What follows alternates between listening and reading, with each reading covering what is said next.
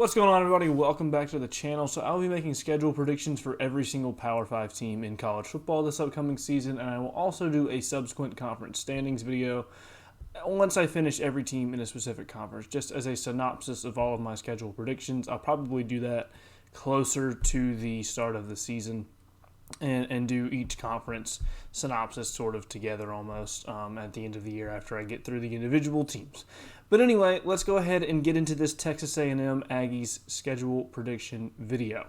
So just some quick thoughts on the A&M program heading into 2022, and this is a program that is in a very interesting spot right now because Jimbo has garnered extreme off-the-field interest. I say interest in an interesting way there because there's a decent amount of controversy surrounding the program with their NIL stuff and then the Nick Saban debacle where they were kind of fighting back and forth like little children. It was a very strange scenario around the program.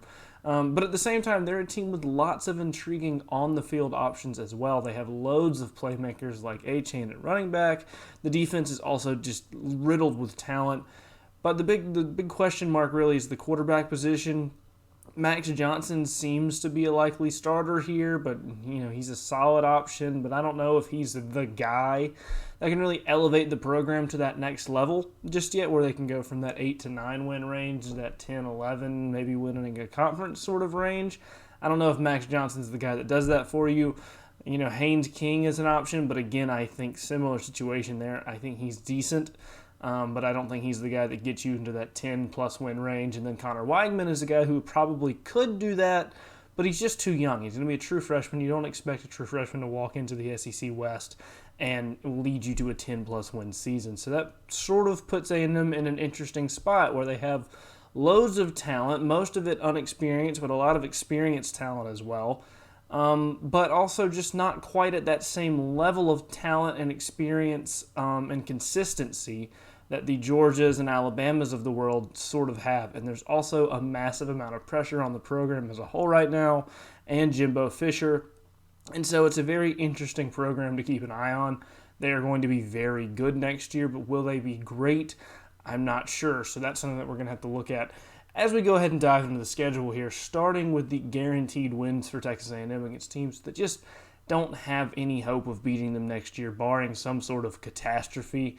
And those teams are Sam Houston, App State, and UMass. Those teams just aren't going to be able to compete with A&M. There's no point really talking about those matchups. And so the first game we're going to talk about here comes in Week 3 against the Miami Hurricanes, and this one is in Kyle Field at home. And so Miami is an interesting team next year because they're going to be much better than I think a lot of people are expecting. They have a lot of momentum around that program right now. I really love what Cristobal is doing. I think Tyler Van Dyke is a better quarterback than whoever ends up starting for A&M. But the roster just isn't there yet. A&M is a much more talented roster than them at this point, and I just don't see Miami being able to go in year one under Cristobal on the road to College Station and getting a win there in a big night matchup.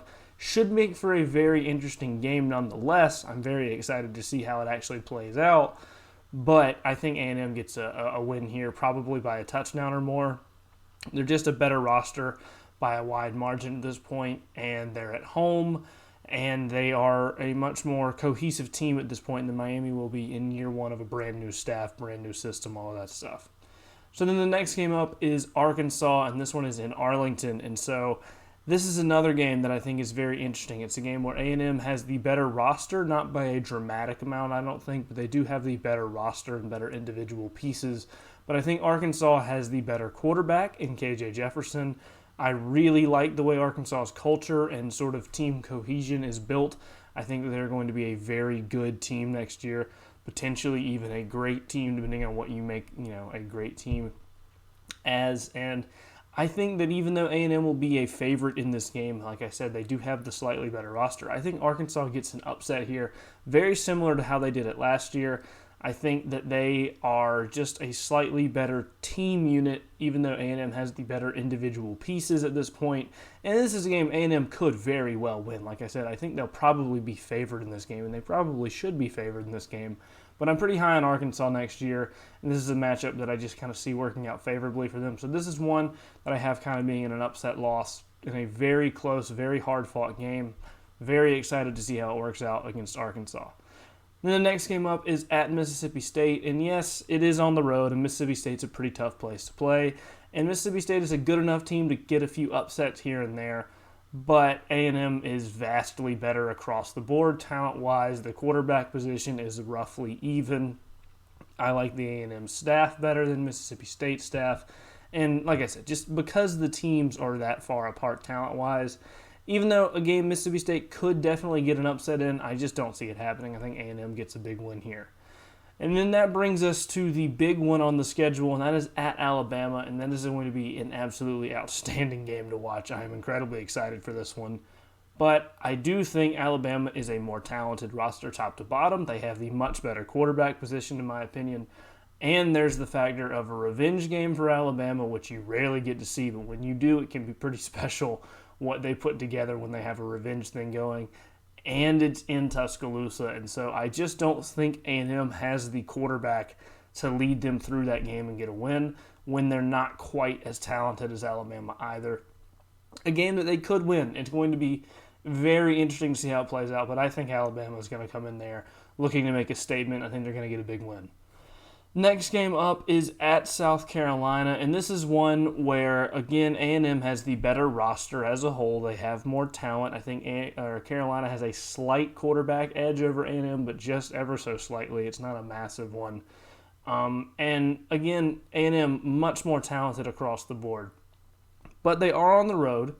Columbia, it can be a very tough place to play in Williams-Brice. A&M has never lost to South Carolina either. Which is an interesting storyline. It doesn't really affect this year's game, but it's just something interesting to note. But I think South Carolina is going to really circle this game as a Super Bowl type of game for them, a big statement kind of game for them, a game that could really sort of not make or break their season, but it could really define their season in a lot of ways. And I think that they're going to come out really and ready to unload on A&M. And though A&M, again, better team, they're going to be favored. They should be favored. A&M probably wins this game 7 or 8 times out of 10. I don't know. I have a feeling that South Carolina is going to get the upset here. A&M, better team, like I've said. But I just think South Carolina, being in Williams-Brice, gets the win here. And it comes down to, for me, I think A&M, like I said earlier, is at that point where they're a very talented team, but they're not, the most talented. They're not the Georgia and Bama level of talent. And then also a lot of their extreme talent from this new signing class is very young, and I don't think they're ready to perform with that level of consistency where they bring an elite performance week in and week out like you would expect out of an Alabama, to where we can just expect them to show up and be an A-plus type of performance every single week, and I think this is one where they can kind of slip up. Again, it's just sort of an upset pick. It's not the likely outcome here, but that's where I'm going with that one. Next game up is Ole Miss, and this one somewhat similar to the Carolina game where Ole Miss is a good team. I am very satisfied with where Lane Kiffin is going. I think he's leading a very good program in Ole Miss, but they're just not as good as A&M. They don't have the same talent that A&M has. They don't have a better quarterback, really. Maybe slightly, but it's kind of a push. And they're at Kyle Field, which is a very, very tough environment to play in. I just don't see Ole Miss getting a win here. It's a game they could pull off an upset in. They're definitely not severely outmatched here, but I just don't see them getting a win here. I think A&M gets a big win against Ole Miss. Similar story again for the next one, which is Florida, which is also in Kyle Field. Florida is a team that's in an interesting spot in year one under Billy Napier, where they are talented, and I think Napier is going to be good for them long term, but a lot of it is unknown at this point. They're still in year one under him, and so there's a lot that goes into that. There's a lot of moving parts. There's a lot of things that don't work the way you might think they would when you're in year one building a culture. I think they maybe have a slightly better quarterback than A&M, but not by a lot, and their roster just isn't as good as A&M's, and so you factor in all of that. I don't think they're a cohesive team yet, and they're on the road. I think A&M gets a big win in that one. Next game up is at Auburn, and Auburn is just a team that I just don't have much hope for next year. I don't think they're going to be very good, especially this late into the season. I think they sort of have a lamed-up coach in Brian Harsin, and I think at this point the wheels will have kind of fallen off. And even though this one is in Auburn, they're not as good of a roster as A&M. They don't have a quarterback edge or anything like that. They don't have a coaching staff edge. They certainly don't have a cohesion edge. So yeah, you're relying entirely on home field. That's the only thing going in Auburn's favor. I think A&M gets a pretty big win there, probably by 2 or 3 scores. I just don't have much faith in Auburn. And then the last game up is LSU, and this one is in Kyle Field as well.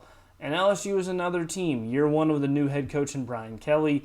We know that he is a good head coach. He was very good at Notre Dame, but we don't know what he's going to be in the SEC yet. It's year one. They've got a lot of new stuff to figure out. Brand new culture, brand new system, all of that stuff. And there's extreme roster turnover at LSU, so they're very talented, but we don't know how any of it's going to fit together and make a team. LSU could very well be a very, very good team next year, but they could also be a team that struggles in that 7-win range. And so I just don't think that you can, in good faith, pick LSU to go on the road into Kyle Field with all of the question marks around the program in year one under Brian Kelly and beat a much more talented and better roster than their own in Texas A&M on the road. And so I've got A&M winning this one pretty decent margin as well. LSU, good enough team to get an upset here. I just don't see it happening. I think A&M finishes out the season strong with another win. And so that would make A&M 9-3 next season, which seems about right to me. I know a lot of the fan base wants a 10-plus win season, but I just don't think that they're quite ready to reach those heights yet. I mean, the quarterback position is just too much of an unknown in my opinion. That superstar signing class they just brought in are all going to be just true freshmen, which sort of limits their impact at this point. And, A&M could definitely win games like at South Carolina, which is one that they probably should win. They could also beat Arkansas, which is a team that I think is much more even with them. But then they could also potentially lose games like LSU or Ole Miss or even Florida. So I think anything within that 8 to 10, 11 win range is reasonable for Texas A&M. They could potentially get that 11 win season. But that's the absolute best scenario, in my opinion. That's if the quarterback position is hitting perfect, if the talent works out together, if the team cohesion is perfect. I just don't see it being very likely, is what I'm saying. I think that 9 to 10 win range is the most likely outcome for A&M. Regardless, though, I don't think that a 9-win season is a season that the fans would be thrilled with, but I also don't think they should be angry with it either. This is a very good season, and once that elite signing class has some more time to grow in the program, maybe you stack a couple more on it and really get your quarterback situation into a more favorable spot than where it is this year, then you could see that win total start to finally reach in that 10-plus win regular season. But I just don't think they're quite there yet, especially with the quarterback situation being what it is. Anyway, though, that'll do it for this one. Let me know down below in the comment section where you agree and or disagree with me on the Texas A&M schedule in 2022. Tell me what record you think that they will have next year and who, if anybody, they're going to lose to. Also, if you've made it this far in the video, be sure to leave a like and subscribe to the channel for more college football content in the future. I'll be putting out all of these schedule predictions as we go forward, and then in the season I will be putting out content all through that. So look out for more content coming from me very soon. Thank you all so much for watching. I'll see you guys next time.